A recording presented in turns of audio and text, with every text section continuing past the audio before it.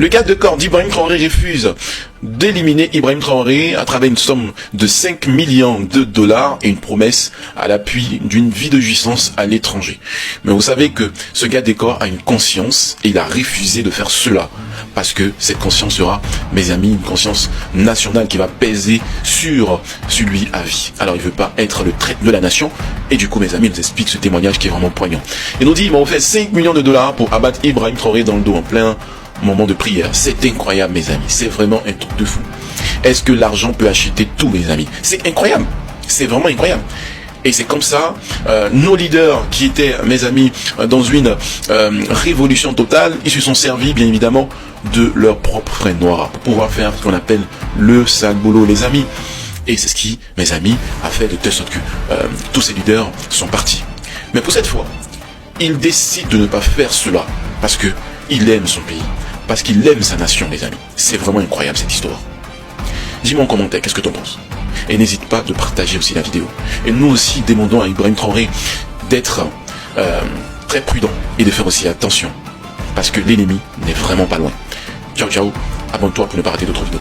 Les autorités du Burkina Faso viennent de poser la première pierre d'une unité de transformation de noix de cajou. Cette unité va permettre de générer 112 emplois directs et 10 000 emplois indirects. Et tout ça pour le bonheur des populations du Burkina Faso qui voient que leur résilience paye de jour en jour. Cette unité de transformation coûtera aux contribuables 6 milliards de francs CFA. Et comme vous le voyez, il s'agira d'une unité vraiment moderne avec une zone de circulation et au-dessus du toit de l'usine des panneaux solaires pour respecter l'environnement, mais surtout répondre aux besoins énergétiques de l'usine. Et voilà les produits qui seront principalement créés par cette usine. Des produits made in Burkina Faso. Vous aurez du vin, de l'eau, du jus de pomme de cajou, tout ça tiré de ce fruit, de la pomme de noix de cajou. Les dirigeants africains de l'AES aujourd'hui ne sont pas ceux d'hier. Si les Occidentaux, les Américains cherchent l'argent qu'ils auraient volé de leurs contribuables, c'est d'oï, il n'y a pas. L'argent n'est pas investi à l'étranger, il travaille principalement pour la transformation de l'économie locale. Ou alors, l'argent est utilisé pour équiper les VDP, ceux qui se donnent corps et âme pour protéger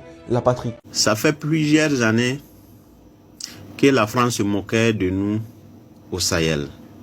La France se moquait de notre lutte. Vous allez remarquer, même les avions que la France donne à nos pays pour lutter contre le terrorisme, là, vous allez voir, même pour lutter contre les moustiques en Europe, là, on n'utilise pas ces avions. Ça, c'est en 2018. Pendant que le Mali est en pleine guerre, là, voilà ce que la France donne. Un baffle de sonorisation. On donne ça à l'armée. Pour foutre quoi avec ça? Et à chaque fois, même s'ils vous donnent une boîte d'allumettes là, ils vont filmer pour publier partout. Comme s'ils ne sont pas vraiment ridicules. On a vraiment été humiliés. S'il y a eu la lutte sérieuse au Sahel, c'est maintenant que ça vient de commencer. Et beaucoup ne comprennent pas notre frustration. Vous allez comprendre. L'Alliance des États du Sahel traverse aujourd'hui des moments très difficiles, dû à cette ambition impérialiste de vouloir coûte que sur le continent africain, qu'il n'y ait jamais une puissance qui puisse relever la tête, sortir la tête de l'eau. Pourquoi l'Alliance des États du Sahel est une menace aujourd'hui pour les impérialistes? Je vais vous donner juste un élément qui le prouve. Et à travers cet élément-là, vous allez découvrir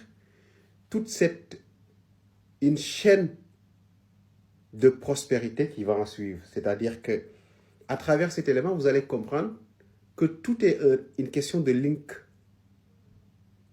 Quand on parle de développement, quand on parle de diplomatie forte, quand on parle de souveraineté, quand on parle aujourd'hui de puissance économique, vous allez voir que tout est une question de link.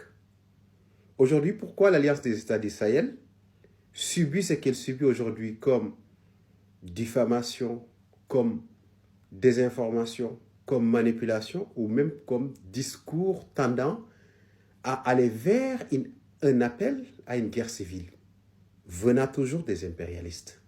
Je vais vous dire pourquoi. Est-ce que vous savez que ces trois pays réunis, s'ils parviennent à raffiner leur or dans leur territoire, sur le territoire de l'Alliance des États du Sahel, auront des réserves d'or supérieures aux réserves d'or des États-Unis. C'est-à-dire qu'ils auront plus d'or, plus de capacité financière que les États-Unis. C'est pas facile à entendre. C'est pas facile à entendre, mais c'est la réalité. Parce qu'ils ont les mines d'or pour le faire. Et il faut maintenant que les dirigeants s'y mettent. Et je pense qu'avec ces dirigeants que je vois, ils commencent à comprendre ce qu'ils ont entre leurs mains. Ils ont tout. Ils ont tout. Aujourd'hui, si on vous dit que la plus grande nappe d'eau douce de l'Afrique se trouve aujourd'hui sous le Sahel, dans la zone des 3 frontières, on peut parler même d'une mer douce souterraine. Et aujourd'hui, ces 3 pays-là qui ont une capacité de bâtir une monnaie à travers les réserves d'or, c'est une monnaie qui va être forcément très forte. Parce que c'est une monnaie qui sera indépendante, gérée par eux-mêmes, gérée de manière souveraine, qui va être fluctuée ou bien d'évaluer en fonction des besoins du moment, en fonction des besoins de ces 3 pays-là. Et là, si ça arrive, tous les médecins, les professeurs d'université et toute l'intelligentsia des alliances des pays du Sahel va rentrer parce qu'ils n'ont plus besoin de rester en Europe, aux États-Unis ou en Chine ou dans quelconque contrée de l'Afrique, parce qu'ils auront un pays qui va les rémunérer à la juste valeur.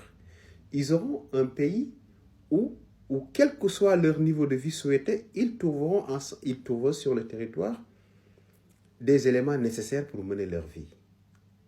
Tout ce qui est médecin, dentiste, ophtalmologue, toutes ces personnes-là vont rentrer. Et tout ça est parti de quoi? De l'or. L'or de l'Alliance des États du Sahel aiguise les convoitises. Et c'est pour ça que vous allez tout voir. Vous allez tout entendre. Toutes les manipulations possibles dans ce monde, vous allez l'entendre. Mais ne vous inquiétez pas. Ces gens-là ne vont pas se laisser faire. Et je pense que, honnêtement, il faut que les Africains se réveillent. Les gens-là ne viennent pas se battre ou bien n'envoient pas des armes en Afrique pour défendre les Africains. Ils le font pour retarder les Africains, mieux dominer l'Afrique. Maintenant, tous les États qui le comprennent, tant mieux. Si les États ne le comprennent pas aussi, c'est dommage.